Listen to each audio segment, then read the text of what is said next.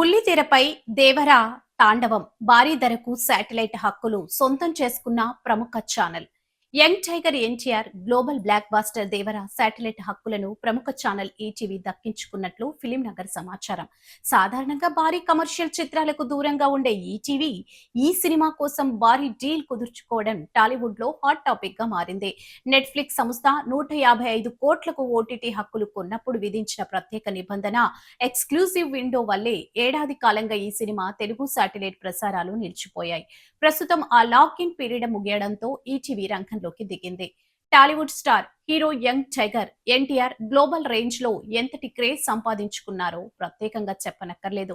ముఖ్యంగా triple R చిత్రంతో pan India star గా మారిన ఆయన ఆ తర్వాత సోలో హీరోగా నటించిన దేవర సినిమాతో బాక్సాఫీస్ వద్ద సరికొత్త చరిత్ర సృష్టించారు. సాధారణంగా టాలీవుడ్ లో దర్శకుడు రాజమౌళితో సినిమా చేసిన ఏ హీరోకైనా ఆ తర్వాత వచ్చే చిత్రం ఫ్లాప్ అవుతుందనే ఒక బలమైన సెంటిమెంట్ ఉంది. గతంలో బాహుబలి 2 తర్వాత ప్రభాస్, అలాగే త్రిబుల్ ఆర్ తర్వాత రామ్ చరణ్ వంటి హీరోలు ఆశించిన స్థాయిలో హిట్లు అందుకోలేకపోయారు. కానీ ఎన్టీఆర్ మాత్రం కొరటాల శివ దర్శకత్వంలో వచ్చిన దేవర చిత్రంతో ఆ సెంటిమెంట్ ను ముక్కలు చేస్తూ అద్భుతమైన సోలో బ్లాక్ బస్టర్ ను తన ఖాతాలో వేసుకున్నారు.